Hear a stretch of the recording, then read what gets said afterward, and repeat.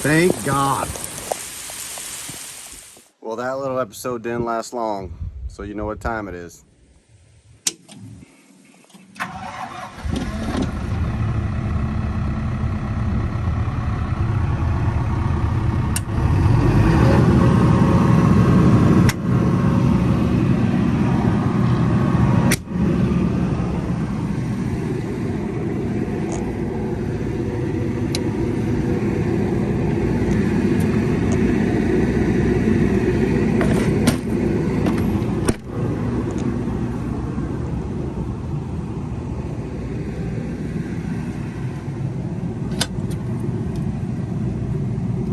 Irrigation pump coming on. All right, so we got a bunch of rain about an hour or so ago. And if we had a regular golf course, we'd be like, sweet, we're heading for the house, irrigation's set for the night. We got rain, so we're just gonna turn the pumps off and sleep good tonight. But since we are in a growing, the greens have just been grassed, and essentially that's like straw. We have to maintain a very wet environment for them. And this is why, check this out. This is why I said it's like straw, because it's literally looks like straw. But these plants, these little tiny plants that are, this is how we get them. See if I can get this sucker to focus. And it's not doing very good. Maybe if I put it down here. See, there's nothing. It's just stems and very little, there you go, a little better. Very little active growing parts. But there's, I think you can see right there, there's still a little green in there. But they will dry out in a New York second if we don't keep water running on them. So even though we did get a bunch of rain, that doesn't help the greens out. Helps that grass out, helps those sprigs out, because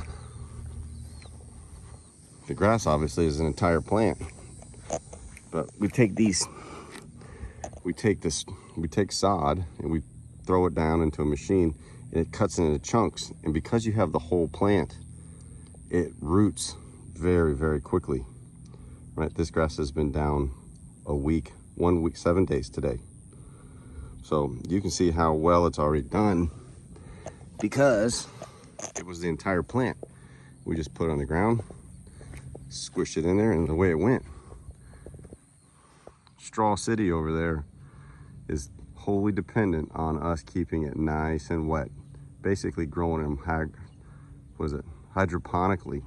Constant water, misting, doesn't need to be heavy, but it needs to be constant to keep it nice and moist so that stem doesn't dehydrate, lose its ability to produce a root tip, so that it'll drill down and start surviving on its own. But back to the irrigation computer. So we saw how the greens are basically plants with no roots, no active growing anything, and they get so brown like that because of the shock of creating true sprigs. Normally, when you say you sprig a golf course, that's essentially what you do, is you do some really heavy verticutting, and then you collect it all up, and then you go spread it out on the golf course and cut it in, and then that's what you use to grow the new golf course. And then they invented this new system that we use on the fairways and the tees and stuff called sod to sprig, to try and eliminate that shock treatment that the grass plant gets when you drop it into the machine. Or not when you drop it, but when you harvest it, you are ripping all that plant material out of the ground, and it goes into a pretty good shock. So the sod to sprig is great because it eliminates that shock phase, and it just goes right into trying to establish new roots. So on the greens, we have to run a lot of water all the time, and this is how we do it. This is somewhat of the irrigation system controls. I'll give you a sneak peek behind the curtain here. Okay, these are all the different programs that we have over here on this side. You can see some of them are green, some of them are red. The green ones are ones, I'll try and stop moving here. The green ones are ones that we're actively using. So down here you can see it says fresh fresh sprig greens, and it's on. Then I can come over here, and it has 20 starts. Every hour, you can see here I made a little oopsie. We'll delete that one. Delete. So it starts at 9, then it goes to 10, 10:30, 11, 11:30, 12, and all the way down. A lot of water all the way to 7. Okay, and then we have other ones over here. What is this one? Fairway Sprig 16 through 18. So that is the last bunch of group of holes that we did. And then the one below it, T Sprig 16 through 18. And then the last couple that I've been running is front 9 all day and back 9 all day. So this is holes 1 through 9 in the driving range, and the back 9 all day is 10 through 14. Because the computer needs to be able to identify all the individual heads that we have. Like here on this one, back 9 all day, you can go here and it'll tell you it's holes 10, 11, 12, 13, 14, like, and then you can expand this even more, and so there's all the T programs. You go way over here and you can start scrolling through, and these are all the individual holes that are assigned to, or heads that are assigned to that hole. So it gets pretty complex. But what's cool is you can go here, this tab is called Projected Flow.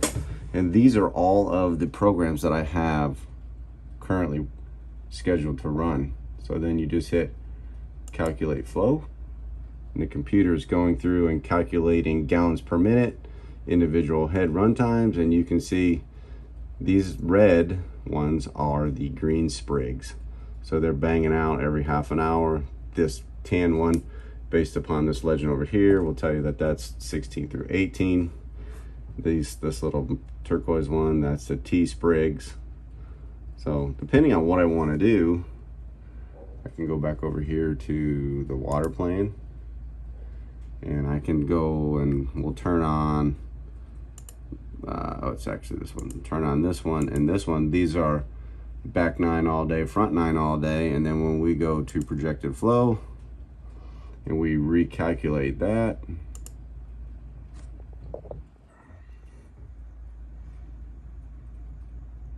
takes a little bit longer because there's way more sprinkler heads to figure out what it's going to do with.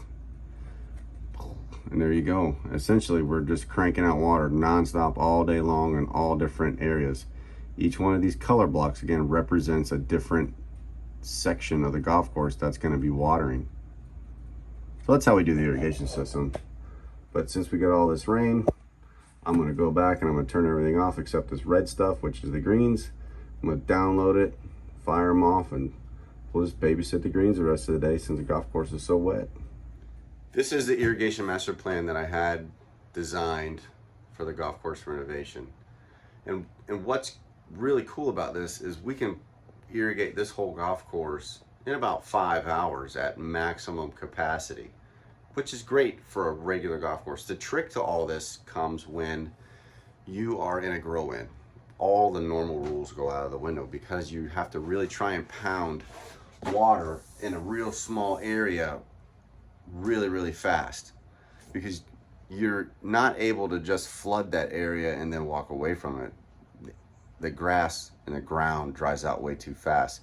So you got to put the water down, and then you got to put the water down, and then you got to put the water down. But you don't want to put too much water down because you don't want the water to run. But you can't put not enough water down because then the sprigs are going to die. And so it becomes a big challenge. So that irrigation computer, it looks at all of these individual sprinkler heads on what I want to run, and it's calculating individual run times for that sprinkler, and then it calculates run times for that sprinkler and that sprinkler and that sprinkler. At the same time, it's calculating run times for this sprinkler and this sprinkler and this sprinkler and this sprinkler. And it doesn't run all of this and then go over and run all of this. Right? So what it does is it maximizes its water distribution based upon how we have that thing programmed. So if you were to come out here at night, you might see a head running here, and then a head running here, and 4 heads running over here, and heads here, and heads here, instead of just doing all of this and then going and doing all of this. It doesn't run that system that way. It spreads it out over the entirety of it unless I tell it to, because it's not very efficient to do a grow in. That's why we try and grass holes in small chunks. We can put a lot of water out on 3 holes at a time, but 6 holes is about the most. 6 holes is about the most we would be able to effectively water and keep enough water on it while we're in the grow-in phase. Greens are a little different because of their small area. There's only 4 heads on each green, 5 on a couple, but we'll just say 4 on each green. So it's easy to get that water run. But as you can see here, there might be 30 or 40 sprinkler heads on hole 7 because we got to do all of this over here too. So the surface area takes a long time to run. So you just have to be real careful on how you get it all done. And that's why we have that sophisticated irrigation system.